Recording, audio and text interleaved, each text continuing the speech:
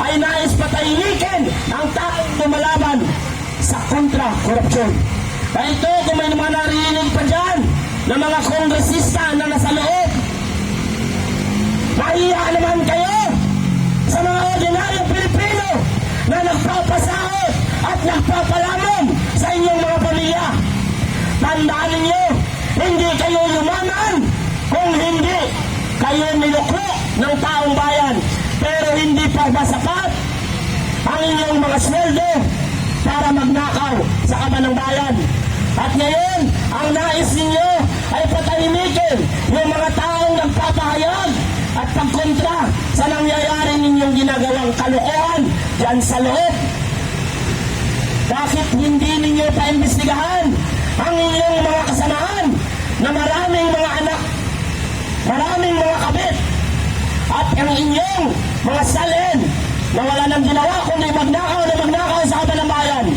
Marami sa inyong mga kasamahan dyan, alam ninyong magnanakaw, pero hindi nyo sinampahan ng ethics complaint. Dahil pabor kayo sa ginagawa ng inyong kasamahan. Kaawa-awa po ang nangyayari ngayon sa DPWH. Ang mga ordinaryong engineer ang nakukulong. Pero ang mga ordinaryong engineer ay nagtatrabaho lamang, nag-aangat ng magandang trabaho, may pakain sa pamilya. Pero nagamit ng mga hayop na mga kongresista.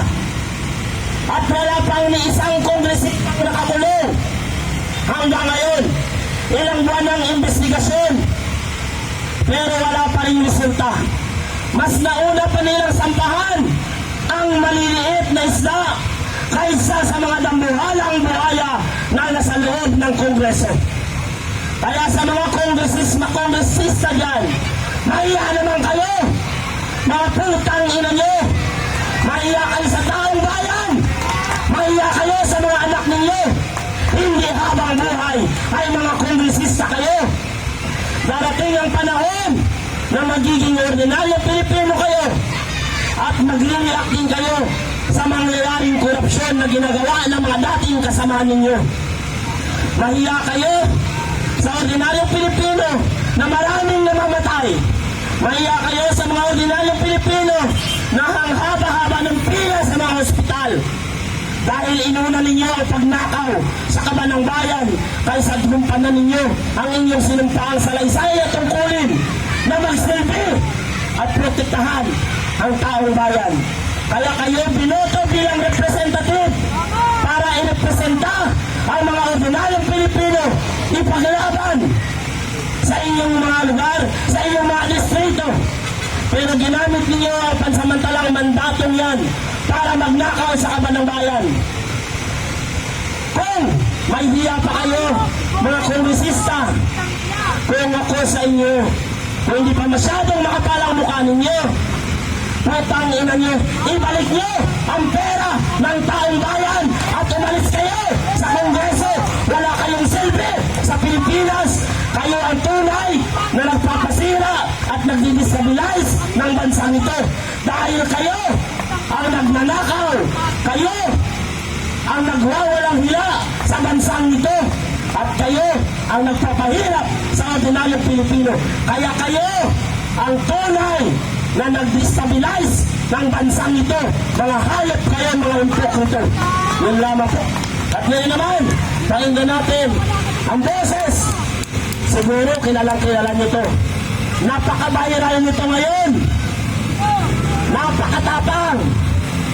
Siya lamang ang nagmura kay John B. Trimulya ng harap-harapan. Ngayon, kasama natin siya. Pakinggan natin ang kanyang sanubi. Dito kuya. Laban para sa bayan. Kaya pakinggan po natin ang kanyang talupay. Magaling matanda na yan. Magaling yan. Nasa na po kayo mga kapatid. Wala po akong ngipin eh. Medyo... Ito yung humamon kay John Vic. Assalamualaikum warahmatullahi wabarakatuh. Muslim pala siya. Gandang gabi po mga kapatid. yung kalooban ko sa nangyayari ngayon. Kaya na po. Ako po narito. Pwede niyo po akong tawagin sa pangalang Simon Ibarra. Pwede niyo po akong tawagin Simon Ibarra. O pwede niyo rin po akong tawagin Magdiwang. Ako ay ang kalayaan. Ako po, hindi po ako masyadong marunong sa pagtatalumpati. Magkikwento lang po ako. Pinalikan ko po ang kasaysayan mula nung panahon ni Jose Rizal. Ang revolusyon ng Haring Bayan ng Katagalugan. Nagmula po na biyak sa pamumuno ng Magdalo ni Aguinaldo. Si Aguinaldo po huling sumapi sa Katipunan. Wala po yun eh. Ang nagdiwang po ang grupo ni Andres Bonifacio na halos po buong Cavite masasakupan po yun ng Magdiwang. Wala po yung Magdalo. Magdalo, naalala niyo po yung Magdalo, mga kapatid. Si Trillanes, naalala niyo po ba? Putas po yun eh. Putas si Trillanes, isa yan sa ugat kung bakit nakakulong ang ating Pangulong Rodrigo Roa Duterte. Mga kapatid, inaral ko po, binalikan ang kasaysayan ng revolusyon ng Pilipinas. Grabe po ang nangyaring kataksilan ni Aguinaldo.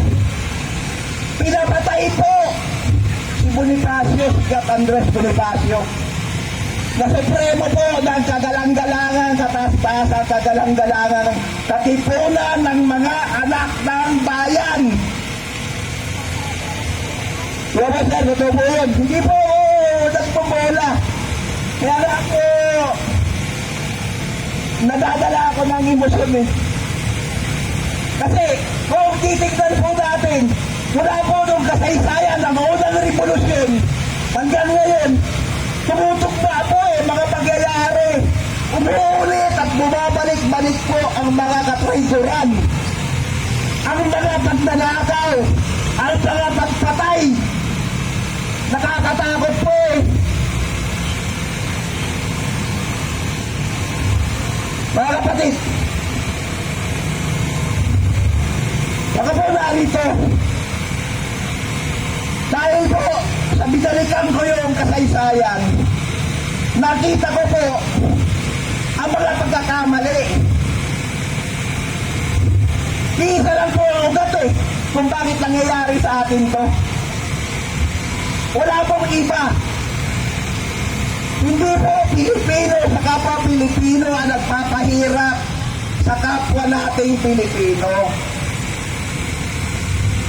Kaya po tayo naghihirap ng ganito ay dahil sa kapabayaan ng gobyerno ni Marcos. Kaya panawagan ko po sa ating mga kapatid, bumangon po tayo. Palayasin natin ang nag-ahari ng gobyernong Marcos at ang kanyang mga kasabwat. Bumangon po tayo. Ipagtanggol po natin ang ating kalayaan. Ipagtanggol po natin ang ating karapatan. Sobra na po ang ginagawa ng gobyernong Marcos sa atin. Pinagsasamantalahan na po tayo. Marami na pong Pilipinong namamatay. Sa karamihan, pinapabayaan po ng gobyernong Marcos at ng kanyang mga kasabwat. Kawawa na po ang Pilipino, mga kapatid natin Pilipino. Kawawa na po. Kailangan po bumangon tayo at pagkaisa. Palayasin natin. Patalsikin natin ang gobyernong Marcos at ang kanyang mga kasabwat. Mabuhay ang kalayaan!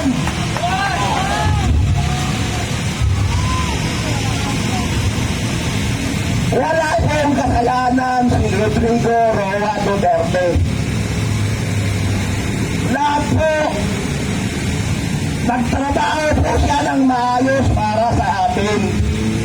Alam po natin yan eh. Pinagtanggol po tayo laban sa droga. Pero tingnan mo bakit siya nakulong rin. Pinaratangan siya ng gobyerno na nagkasala siya. At dinala siya ron para makulong at para mamatay siya ron. Crime against humanity ang sinampa ng gobyernong Marcos na kasalanan ni Roa Rodrigo Duterte. Kaya siya po nakakulong ron, mga kapatid. Kagaya po nito, si Congressman Barsaga ay wala pong kasalanan. Sinasabi lang po niya ang katotohanan. Ikaw, Congressman Puno, lumayas ka dyan. Wala kang kwenta. Congressman Avalos, lumayas kayo lahat dyan na miyembro ng executive. Wala kayong kwenta. Sumisigaw ang mga kapit na Pilipino. Lumayas kayo dyan. Wala kayong pakinabang. Naririnig niyo ako. Pakinggan niyo ako. Kongreso, pakinggan niyo ako. Lumayas kayo dyan. Wala kayong pakinabang. Puro kayo magnanakaw. Pinabaliktad mo ang istorya. Kayo ba ang magaling? Kayo ang magnanakaw. Kayo ba ang magaling? Walang kasalanan. Si Congressman Barsaga. Ang ginawa po niya ay magsalita ng totoo. Nung totoo po ay sinabi niya, kasalanan po ba yan? Di ba hindi? Para rin tayong mga kapatid na Pilipino, anong kasalanan natin, di ba? Ang may kasalanan, ang gobyernong Marcos. Pinagsasamantalahan tayo, inaapi tayo, tinatanggalan tayo ng karapatan, inaalisan tayo ng kapangyarihan, inaalisan tayo, pinagdadakawan tayo. Samantalang wala tayong kasalanan. Tayo, mga kapatid na Pilipino, tayo ang naglagay sa gobyernong Marcos yan sa Malacanang. Dahil wala siyang pakilabang, nananawagan ako sa mga kapatid kong Pilipino. Pumangin tayo.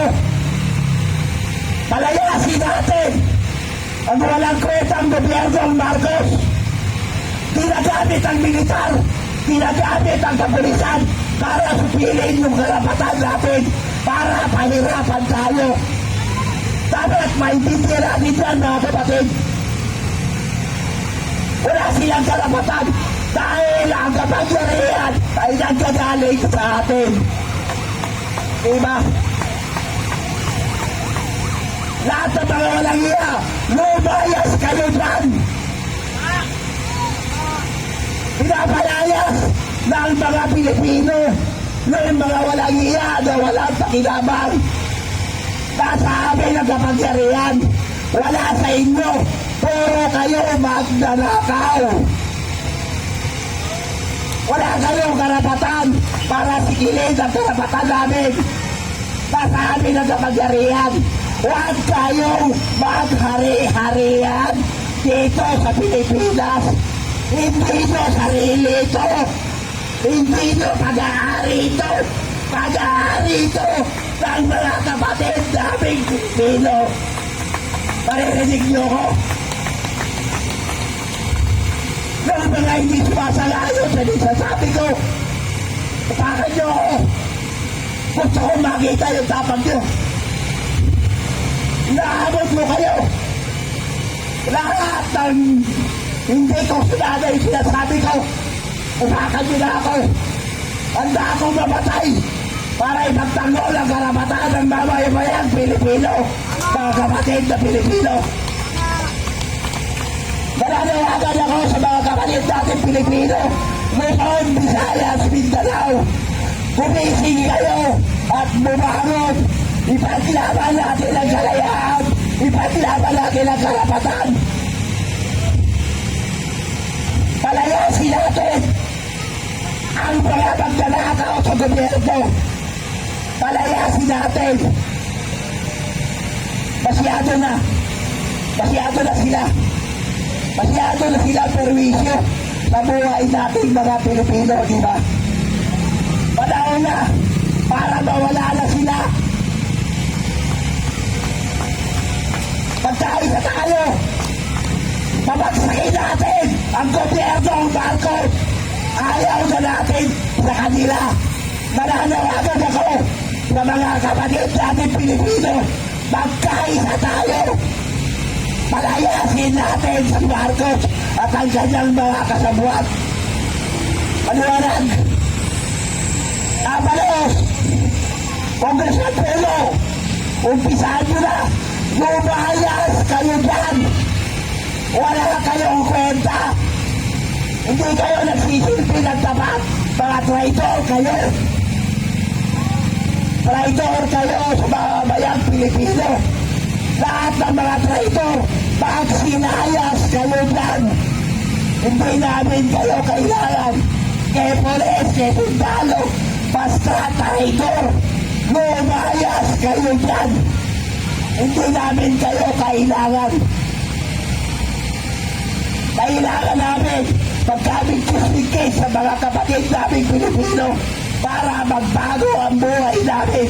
Magbago ang Pilipinas.